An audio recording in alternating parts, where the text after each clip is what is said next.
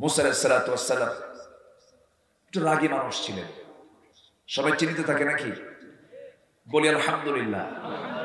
প্রচন্ড রাগী ছিলেন বেচারা। তার সামনে এক কিপ্তি এসে দুষ্টমি করতেছে, বেয়াদবি করতেছে। উনি বললেন, তুমি এত বেয়াদবি করো কেন? তোমার ভুল তো এটা। কেন? আমি ভুল করি নাই। ভুল করেছো, ভুল করি নাই। ভুল করছো তুমি, ভুল করি নাই। ওনার তো রাগ ছিল খুব বেশি, আর অভ্যাস ছিল কি মারা? কি মারা বলেন? চড় মারা, থাপ্পড় মারা। তার চপাটাঘাত ছিল তার একটা অভ্যাস। 2 বছর থেকে, কয় বছর থেকে? 2 বছরে তিনি শুরু করছিলেন ফেরাউনের গাল দিয়া। কার গাল দিয়া? ফেরাউনের গাল দিয়ে শুরু করছিলেন। প্রচন্ড রাগী ছিলেন। রাগের ঠেলায় তার চুলগুলো খাড়া হয়ে যেত। এমনকি মালাকুল মউত আজরাইলও একদিন জান কবজ করতে এসে থাপ্পড় খাবি দিয়েছে। জেনাথন নবী না তিনি। আল্লাহ তাআলা তাকে তাওরাত কিতাব দিয়েছেন এবং খুব দামি নবী তিনি। তো তার সামনে বেয়াদবিকার উনি সহ্য করতে পারেন? মারছেন থাপ্পড়। এক থাপ্পড় মারাও সারা, মরে যাওয়া সারা। যখন মরে গেছে বলতেছে, আল্লাহ দোষ তো আমার না। আল্লাহ বলেন, আল্লাহ তুমি কারে দোষ দিবে? আল্লাহ মারছি ওকে বেয়াদবি ঠিক করার জন্য, মরে গেছে, এটা কি আমার দোষ? আল্লাহু আকবার বলেন। সঙ্গে সঙ্গে মুসার বিরুদ্ধে হত্যার হুলিয়া জারি হলো। ফেরাউন বলল, ওকে যেখানে পাবার সেখানে ধরবা। দেশে থাকতে পারলেন না, হিজরত করতে বাধ্য হলেন। দেশ ছাড়লেন। দেশ ছেড়ে চলে গেছেন 1000 মাইল দূর পার করে একটা অঞ্চলে তিনি চলে গেছেন। চলতে চলতে হঠাৎ করে প্রচন্ড ক্ষুধার আর তৃষ্ণার যন্ত্রণায় ছটফট করছেন। কেউ নাই, কাউকে চেনেন না তিনি। দেখলেন সামনে একটা কূপ। কূপ থেকে ঢাকনা টান দিয়ে পানি পান করলেন। আর পাশেই দেখলেন দাঁড়িয়ে থাকা 2 নারী, হাতে তাদের বালতি, কিন্তু তারা দাঁড়িয়ে আছে কিন্তু কোনো পানি নিচ্ছে না। তিনি বললেন, ফি মুশকিলা, তোমাদের কোনো প্রবলেম? তোমরা দাঁড়িয়ে আছো কেন? কিছু হেল্প করি, সহযোগিতা করি, পানি তুলতে হবে। তোমরা মহিলা মানুষ বাইরে কেন? বলতেছে, আবুনা শাইখুন কাবীর, আমাদের বাপ বুড়া মানুষ, বাড়িতে কোনো পুরুষ মানুষ নাই, তো এই জন্য আমরা বাইরে এসেছি পানি, কূপ থেকে পানি তুলবো। আমাদের বহু পশু আছে, প্রাণী আছে, এদের খাবারের জন্য, এদের পানির জন্য, আমাদের প্রয়োজনীয় পানির চাহিদা পূরণ করার জন্য কূপ থেকে পানি নিতে আসছি। তো তোমাদের তো অনেক কষ্ট হবে, দাও আমি কিছু হেল্প করি। সন্ধ্যা হয়ে যাবে, তোমাদের অনেক দেরি হয়ে যাবে। বলতেছে উপরে ঢাকনা আছে, সে ঢাকনা টান দিতে 7 থেকে 8 জন মানুষ লাগবে। আমরা পারবো না। সবাই যখন পানি নিয়ে যাবে তখন আমরা অবশিষ্ট পানি তুলে নিয়ে চলে যাবে। তিনি বলেন, দরকার নেই, মহিলা মানুষ, সন্ধ্যার পরে থাকতে নেই, তোমাকে পর্দার মধ্যে থাকতে হবে। নারীর যেমন পর্দা ফরজ, তুমি যুবক, তোমার জন্য পর্দা ফরজ। খেয়াল করতে হবে, তোমার সামনে আলেয়া হাজির হবে। যেমন করে মুসার সামনে 2 মহিলা হাজির হয়ে গেছে। উনি বললেন, বালতি আমার হাতে দাও। আলোচনা করি, বালতি আমার সামনে দাও। বালতি হাতের সামনে নিলেন, নিয়ে কূপের ধারে গেলেন, ঢাকনায় হাত দিলেন, মারলেন ফিকা। 14 হাত দূরে গিয়ে ছিটকে পড়ল। 2 মহিলা থরথর করে কাঁপে আর মনে মনে কয়, এটা মানুষ নয় কিছু। বালতি দিয়ে পানি তুলে বললেন, সোজা বাড়িতে চলে যাও। কি সুন্দর ন্যায়সঙ্গত কথা বললেন, সেবা দিলেন। চরিত্রের সার্টিফিকেট আছে না নাই? আছে না নাই? কোন ন্যাকামি আছে? কোন দুষ্টামি আছে? সেবাও তো করতে হবে। একটা অসহায় নারীদের সামনে পড়তেও পারে। অসহায়ের অসহায়ত্ব দেখে কোনো চান্স নেওয়া যাবে? চান্স নেওয়া যাবে না। ইমানদার কখনো চান্স নেবে না। মুনাফিক চান্স নেবে, বেয়াদব চান্স নেবে, অসভ্য চান্স নেবে, বেনামাজি নেতৃত্বেই সুযোগ গ্রহণ করবে।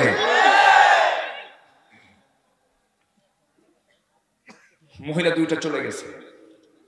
নির্দিষ্ট সময় আগেই চলে যাওয়ার কারণে বাপ বলছে, মা প্রত্যেক দিন পানি আনতে সন্ধ্যা পার হয়ে যায়, আজকে তাড়াহুড়ো করে আসলে কেমন হলো?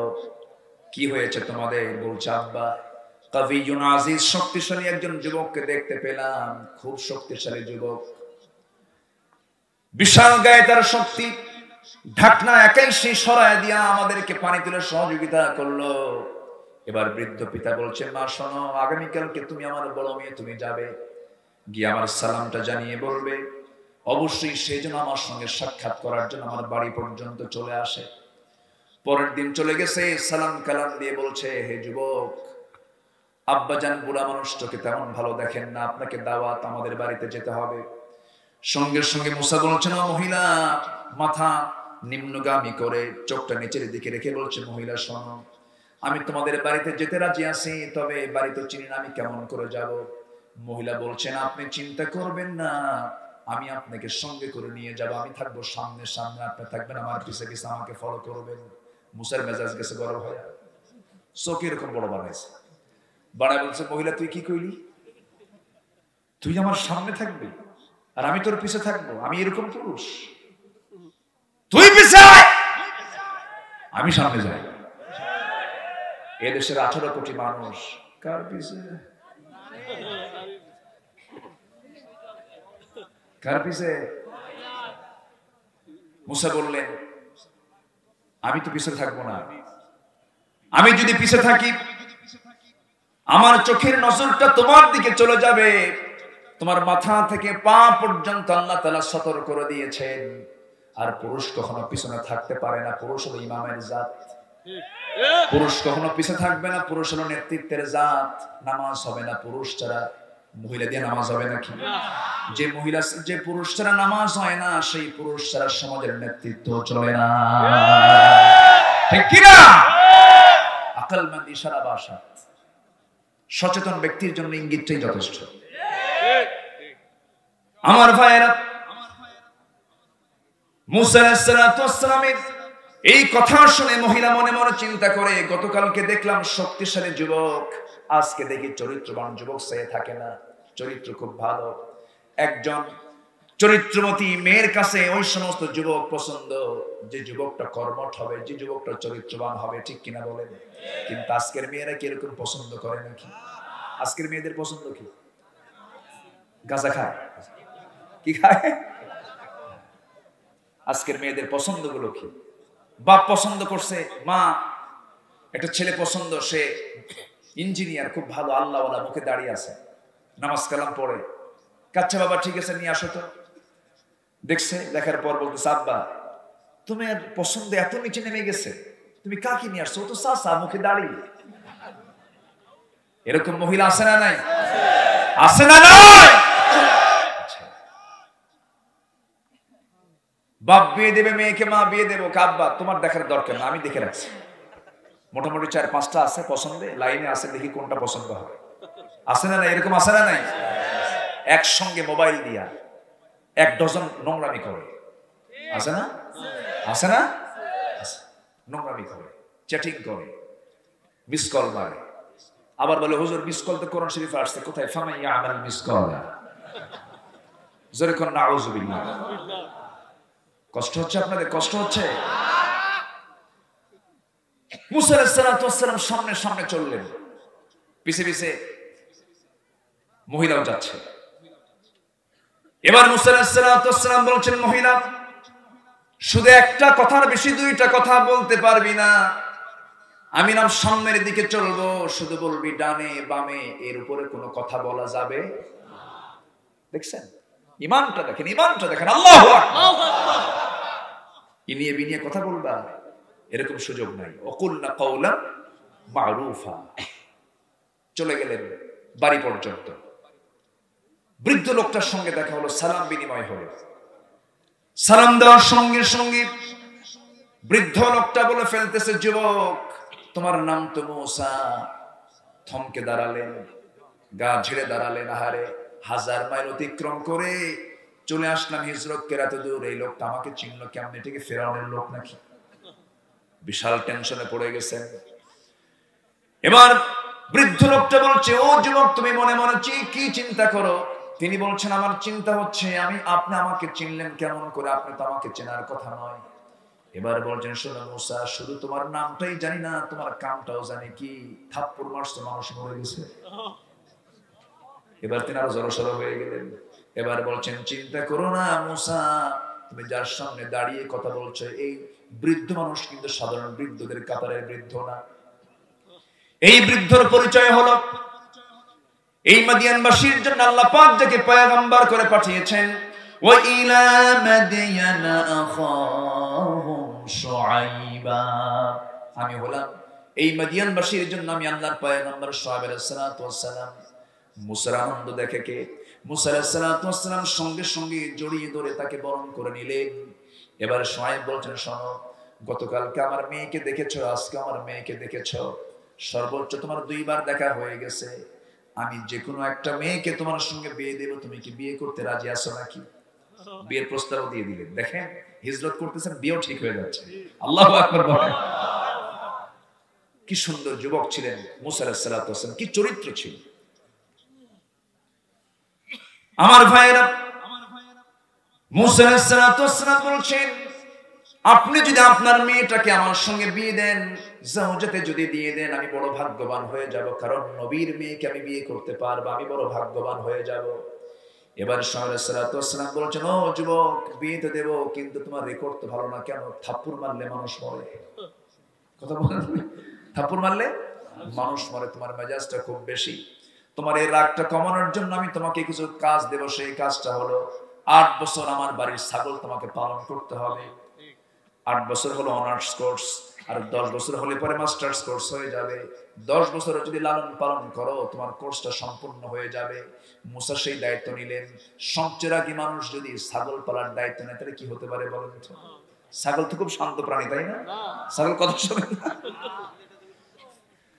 এত সুন্দর মানুষ আপনারা।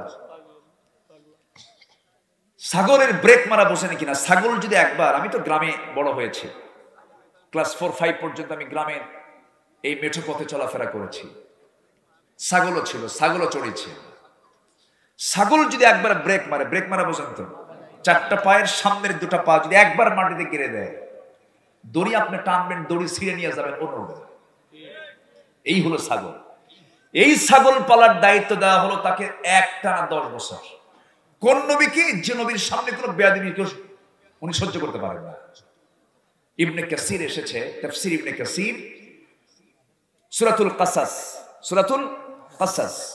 উনি সর্বশেষ দিন, যেদিন তার ছাগলের দায়িত্ব শেষ, ছাগল লালনের দায়িত্ব শেষ, সর্বশেষ দিন যেদিন তিনি আসবেন মাঠ থেকে ছাগলগুলো নিয়ে, ছাগল পালগুলো নিয়ে, শেষ দিন হলো কি, ছাগল পাল থেকে একটা ছাগল বিচ্ছিন্ন হয়ে একদিকে মারছে দৌড়। আল্লাহর পয়গম্বর মুসা আলাইহিস সালাম তিনিও পিছে পিছে মারছেন দৌড়। ছাগল দৌড়ায়, আল্লাহর নবীও দৌড়ান। দৌড়াতে দৌড়াতে শেষ পর্যন্ত ছাগল আর পারল না, কারণ নবীদের শক্তি তো বেশি। এই পৃথিবীতে সবচেয়ে বেশি শক্তিশালী মানুষ বানিয়েছেন আল্লাহর পয়গম্বরদেরকে। আমার নবীর শক্তি ছিল 100 জান্নাতি পুরুষের সমান শক্তি। আল্লাহু আকবার। 100 জন জান্নাতি পুরুষের যে শক্তি, তার সমান শক্তি ছিল আমার নবীর গায়ের শক্তি। আল্লাহু আকবার। আমার নবীজি, আল্লাহ তাআলা তাকে বহু বরকতে ধন্য করেছেন। একটু পরে আসতেছি, মুসার কথা বলতেছিলাম।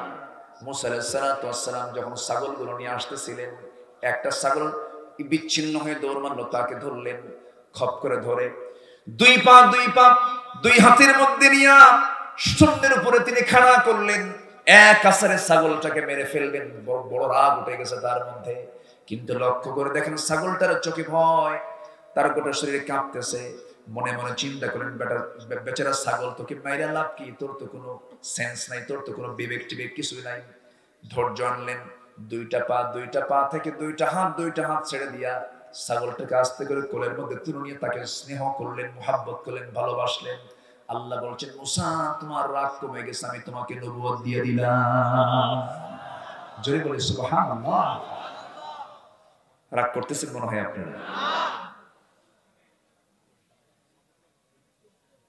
ইনি হচ্ছেন যুবকদের একটা মডেল। দেখেন, একটা নারীকে সামনে পেয়েছেন, তিনি কি ফিতনায় পড়েছেন? ফিতনায় পড়েছেন? আরেকজন নবীজি নারীকে সামনে পেয়েছিলেন, তাও সাজসজ্জা নারীকে পেয়েছিলেন। তিনি হচ্ছেন ইউসুফ আলাইহিস সালাতু ওয়াস সালাম। কে বলেন তো, কে বলেন? ইউসুফ আলাইহিস সালাতু ওয়াস সালাম। তিনি কি সাধারণ কোন নবী ছিলেন না দামি নবী ছিলেন? অনেক দামি নবী ছিলেন। সকল নবী দামি, একজন বিশেষ পয়গম্বর, সূরা ইউসুফ নামে একটা সূরা আছে তার নামে। ইউসুফ আলাইহিস সালাতু ওয়াস সালাম, তার সামনে সম্ভ্রান্ত পরিবারের একজন মহিলা, সাজসজ্জা করে মাথা থেকে পা পর্যন্ত অঙ্গ সজ্জা করে তার সামনে হাজির হয়েছিল। তিনি বলেছেন, মাআযাল্লাহ, আমি আশ্রয় চাই কার কাছে? আসতে বলবেন না, কার কাছে? আল্লাহর কাছে।